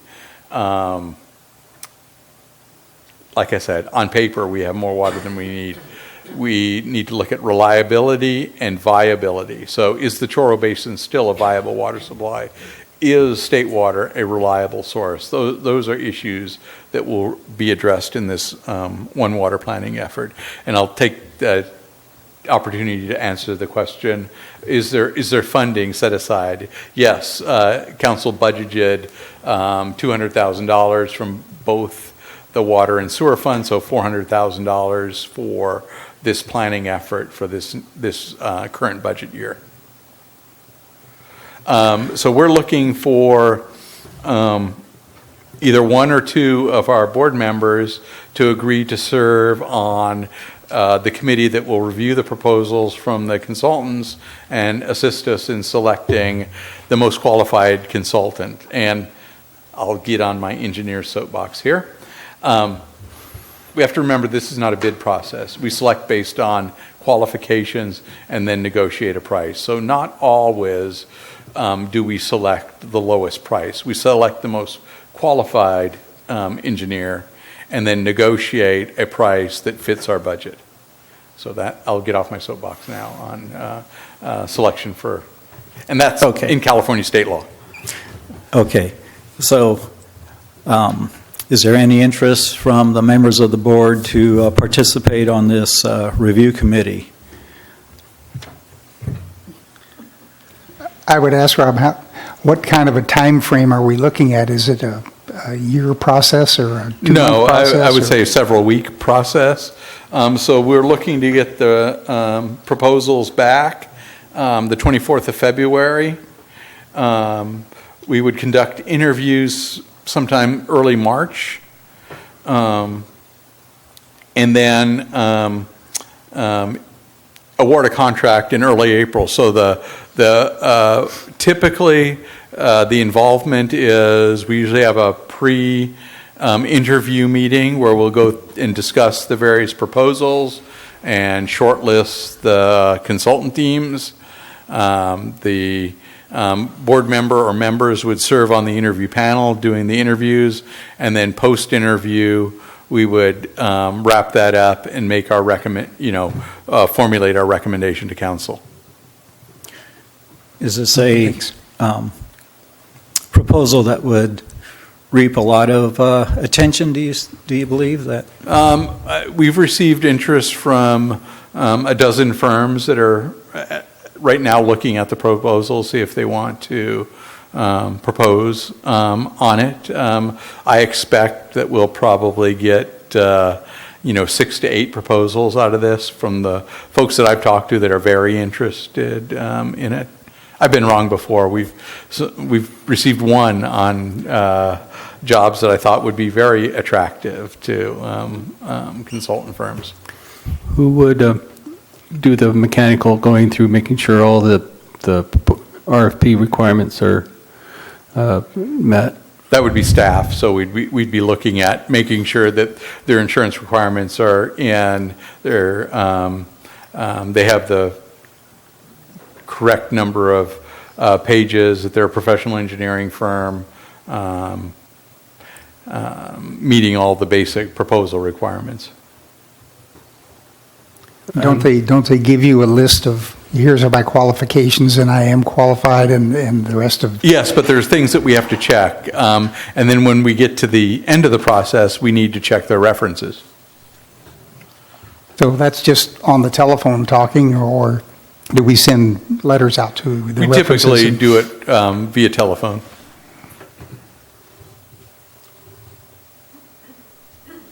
Okay, so are there any volunteers? I'm not going to be available that week, in that time frame, so. I will not be available for most of the time during that time frame. Is the week of March 6th? The week of March? So that would be the interview process. We'd probably try to cluster, have a pre-interview meeting Okay. right near probably the end of February, and then the interviews, and then usually we wrap that up the same afternoon in the discussion. I'd be to get involved with it. Okay, we have one volunteer. Is anybody else interested? And let's draft Steve. Oh. No. I'm okay. Is the board okay to just have Chris participate in this? Any objections? Okay. objection. We'll take it by consensus. You don't need a motion on this, or do you? No, I don't think we need a motion on this. Okay. So, glad to have you aboard again, Chris. Okay, next item on the agenda is B3, which is, let's see. Is the annual work plan. We touched on this topic last week, but we really didn't flesh out the details of any items that the board feels that they want on the work plan for next year, and that would be forwarded on to council to be discussed in your joint meeting. So I've included a summary of our work plan this year, and you'll be seeing this spring bringing these items forward. Probably the last three, the decel location, the one water planning, state water planning, will come in around probably all in the same meeting, having to do with the one water plan. They all relate to that. But you can see the items of the work plan from last year, which basically came out of the city goals. But the council wants to give the boards the opportunity to look at items that perhaps are not on this year's goals, since I believe there was a different strategy. I know there was a different strategy with this year's goals, rather than looking at some of the routine items that we do as a city. They're more of the goals and objectives are more above and beyond those items. So what we're looking for from your board is a discussion on, are there any items that you would like to focus on that we would bring forward to the joint meeting that perhaps aren't encompassed in the goals, but yet they're important to keep an eye on? Okay, thank you. Any of the members have any suggestions? John? So this list of activities here, that doesn't look like the goals which I seen, is that right? So in the discussion where it talks about the 16-17 PWAB work program, those were the items that are in this current year in the in your work program that were adopted by council, that reflected last year's joint meeting with the city council. So a lot of them are reflective on the objectives in this current year, but some of them are, for example, improved trash collection and public restroom cleaning. That's more of a routine item that you won't see probably in this year's objectives. I know you won't see that. It's an item that is our base mission to do, not a above and beyond. So you won't see that. Vehicle replacement program, you won't see that. You'll see things like, one water planning, that'll continue to move forward. Discussion on where harbor maintenance belongs, that you may not even see that in this year's. I believe council wanted that pushed to an outer year or two as an objective. Tree trimming. That is more of a routine item. You'll see something coming this spring on perhaps a revision to our current ordinance, more reflective on what the resource agencies, other agencies around us, how they manage their tree trimming during nesting seasons. So things like that are more routine, that won't be part of the goals this year, but are still important to keep an eye on. So, things that I've heard, based on the director's report in past meetings, are that the board has been concerned about is sidewalk improvements, would be one that we might want to keep on the work program to, talk about, where they're planned, these, to use our CDBG money most effectively. Other items are, the trash collection and public restroom cleaning. That always seems to be an issue that the public is interested in. Won't be reflected in the goals, but it's still an important public works issue. I got a question, Rob. Sure. What ever ended up happening with San Jacinto and Maine? I know they'd brought it back to reverse the old decision of not ever looking at it again. But now it's set aside, I'm assuming, because of Highway 41 in Maine. So we have a small project there to do green bike lanes improvements to get kind of a improvements, worked with the school and with the Citizens Bike Committee on some interim improvements there. So we'll be looking at that's in our current street improvement contract. The striper won't be here until the end of it, of course. So once the pavement preservation is done, a striper will be coming, and they'll be doing that work there. Is that more bicycle and just striping related rather than really Correct. dealing with the congestion and the Yeah. turning and, okay. And from my understanding, Caltrans didn't really want us to do a whole lot there yet, or like such things as doing a no turn on red maybe? Right, From yeah, from the freeway side? And Actually, the person that I was working with has now retired from Caltrans, so I need to find the replacement there.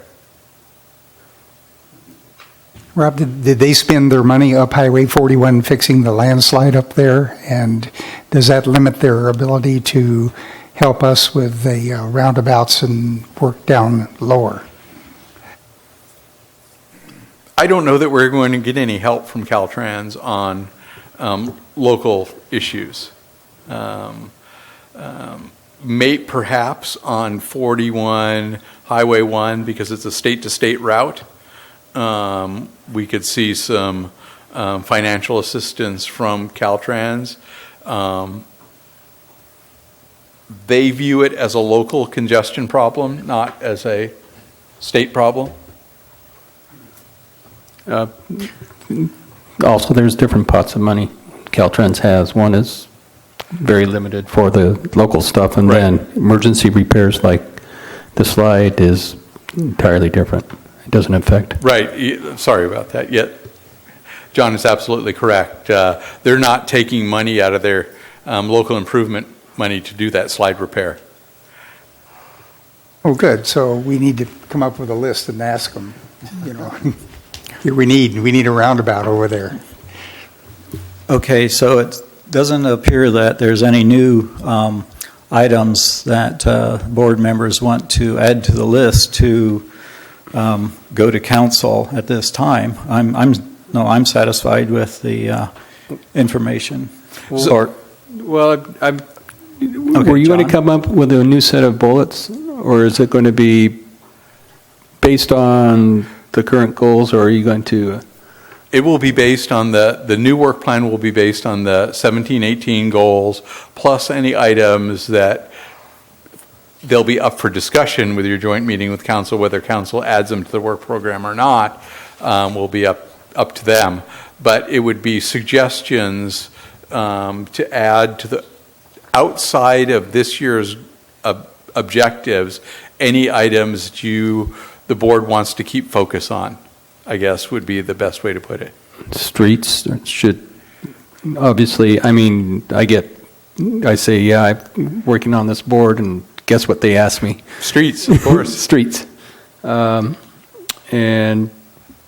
One Water, I guess, covers everything, but are we going to, are you going to do the sub things of storm drain, wastewater the WRF and things like that, or are you going to, because, the bullets on here are, easy for my brain to get around, but if I have to go pick out bullets for the 4 goals, that is, a slower process for me to.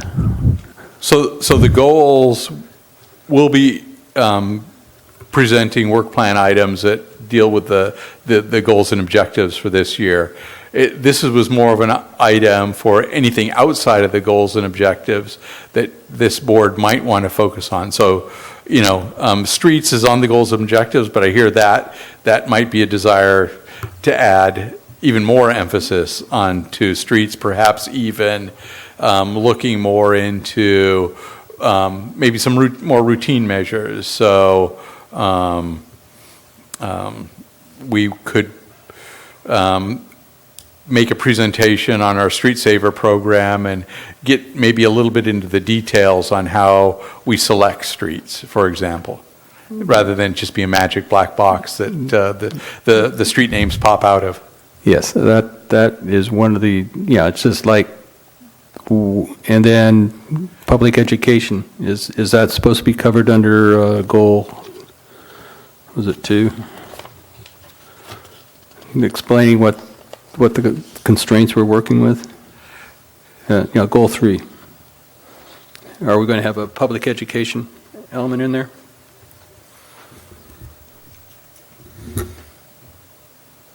I believe that really every meeting is we take advantage of doing, public outreach and education with.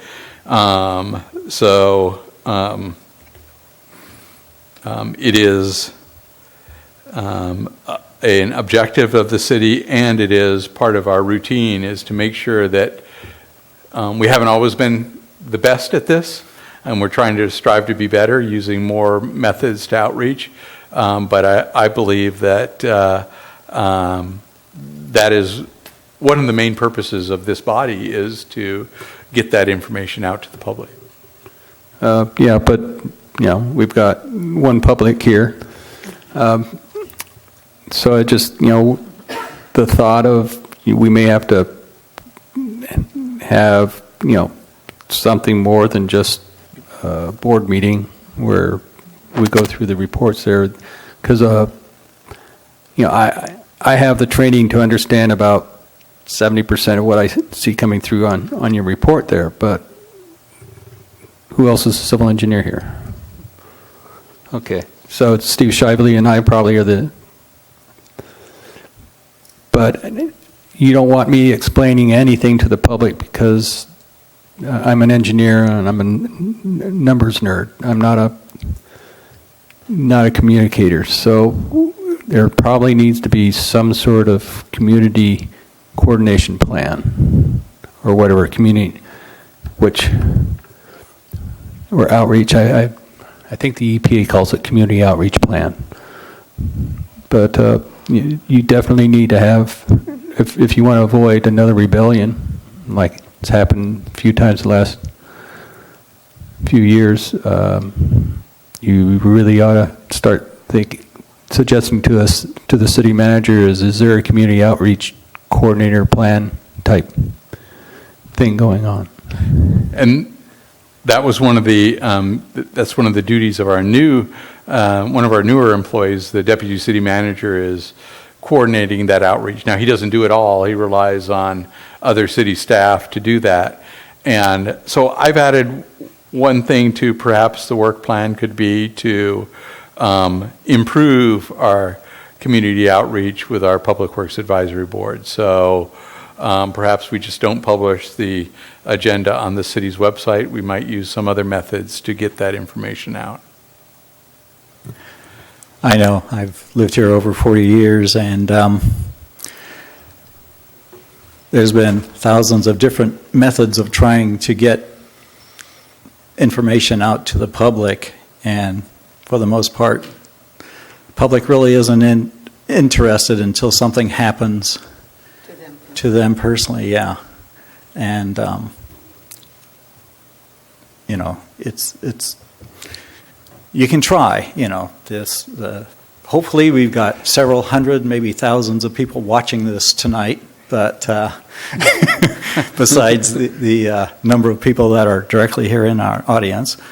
But I know that's the hardest thing. It's been the bane of every council since I've been here.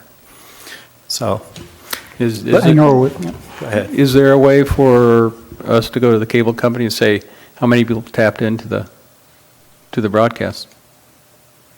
I don't know the answer to that question. I hope not. But you know, you do make a lot of attempts. It is on the city website. You get notices in the water bill, and I've said this before. I said, and there are sometimes posters around town. I think short of walking up to each person's house and handing them the information, you don't really get a response. And even if you handed it to them, maybe 1 out of 20 would respond. So that might be promising. So I think that the city makes a good effort at trying to get the information out and having the workshops and trying to get people to know things. It's usually the same people who come, but at least there's participation and there's an effort to get it out there.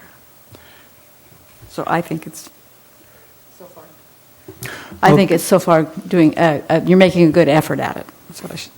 And we can borrow from what other agencies have done.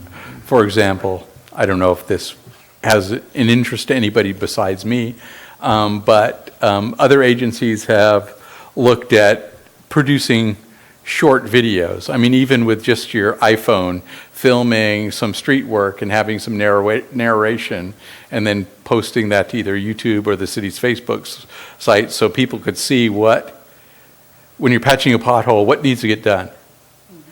I don't know if that's interesting to, like I said, interesting to anybody besides me. yeah, the issue is what would be popular with the public in general. And of course, we have a lot of tourists here, no doubt about it. And when you get around the Rock, especially, and between the surfing and the rest of it. So what will we do to the parking lot down there to make it more viable? And, I read in some of the publications here that we're talking about leaving the gate shut at the Rock. So you don't go out to the far end of the Rock, you walk out there. Well, we need to do something with the walking availability out there and so on. And of course, fire pits and so on. So maybe we need one of the things we could talk about is a global plan for what would we do for the Rock parking lot in total. And, how would we park the cars down there? How would we get access to the far beach and so on? Well, I don't go to the Rock parking lot unless I absolutely have to, or if it's an off day. But well, that's you. I'm down there Okay. 2-3 times a week. So Let's get back to what we're trying to accomplish here. We're trying to see, are there any new items that we want Rob to present to the council? Or perhaps not even new, perhaps more routine items. For example, looking at the idea Mr. Skiff brought up, the Rock parking lot improvements, public outreach and education plan for Public Works, and making sure we keep our focus on streets. And perhaps a subtopic of that is how we prioritize the street improvements. Rob really wants us to specifically tell him something so that he has something to convey. Now, we are also, Well, I can open this up to the public. It looks like somebody out there was wanting to say something. So we haven't done that yet. So we'll now open it up to public comment. Thank you. My name is Karen Robert, no S, and I'm a resident of Morro Bay. And thank you for all that you are doing. The question I had, and forgive me, I don't have the report in front of me, but it was in reference to the Rock parking lot. And you had mentioned that there's probably going to be some benches put in fire pits. Now, they've removed a lot of trash cans, and that, to me, and a lot of other people, has been a public safety concern about they're not necessarily going to the dumpsters. And I was wondering if those trash cans are going to be replaced. And also, there's swelling in the walkway on the Embarcadero. So you're talking about specific goals here, and to me those seem to be really important because it's kind of a public safety issue. So that was my question, and maybe that could be on the list, if it isn't already. Thank you. Thank you. Seeing no other members of the public, we'll close public comment at this time. And if staff would like to make any comments on those suggestions. The plan currently is to not replace the perimeter trash cans that we had along the edge of the walkway, but to direct folks to go to the dumpster area to deposit their trash. And that would be because of what? Issues with those dumpsters being overfilled and The trash cans or the dumpsters? Trash cans being overfilled. The big belly trash receptacles that were used out there were the wrong item to be used in that harsh environment. They're filled with electronics and mechanical parts, and we put them in probably the harshest spot that we have as far as weather goes in Morro Bay, and they just didn't hold up there. Seagulls getting into the trash cans. So we're going to attempt to try something else and direct folks over to the dumpsters to deposit their trash. You're talking about the dumpsters next to the Next to the to the building. restroom. Yeah. Is there consideration of moving maybe a dumpster out to the corner out there so they could do that instead of walking over to the restroom and dumping it there, putting them in different places? Not currently. We're going to, dumpsters need to be, and per our code, all trash receptacles, I don't know, are supposed to be screened from public view. Doesn't work with public trash cans, so we need to look at that section of the code and perhaps write ourselves some sort of exception for that. But the plan is currently is to have one trash location for folks to walk their trash over to or drive over to and deposit it there. Never going to work. Never work. We could take a thing like they do at the post office. You could have little drop bins, and you could just drive your car up to the edge of it and... Let's be a little more positive. I think it will be difficult to get to work. Because it's interesting that people will walk miles, but they won't walk, just for a recreation walking miles, but won't walk 10 feet to put something in the trash. And so that might be an issue if you only have one bin or something that... I've also seen it when we did have trash cans there, people just opening the door of their car and not even getting out of their car to deposit their trash. I know I've seen some trash bins that are, large capacity where you can't be placing a lot of trash in, something like the bear containers, Right. Bear-proof ones, where it's not as unattractive as a regular flipped lid dumpster, but it's a much larger capacity, and it can be anchored down, and it can be secured as far as, from seagulls and animals and things like that, that would make it a mess. So I think we should probably explore something like that.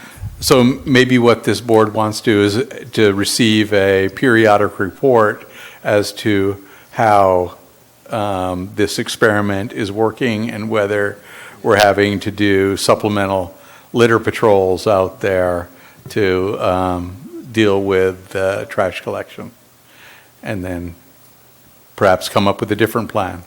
Okay.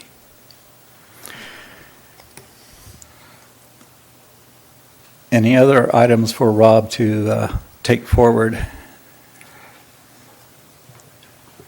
So you'll get another opportunity to talk about this when you have your joint meeting with council. And whenabouts would that be?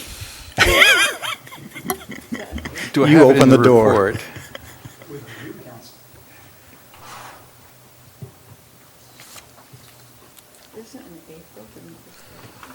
thought I put it in the staff report, but maybe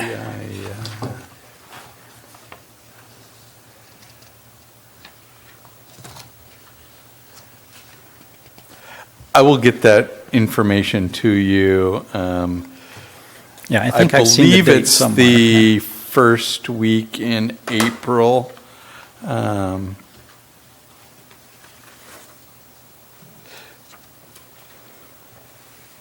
Okay, well, we'll, I believe that's when it is, and we have another meeting in between now and then, so perhaps we could just have a much shorter discussion item. I could summarize these, maybe come up with a staff recommended list also that you would have a chance to chew on a little Okay. bit more, and we could bring that back for maybe a quicker discussion item next time.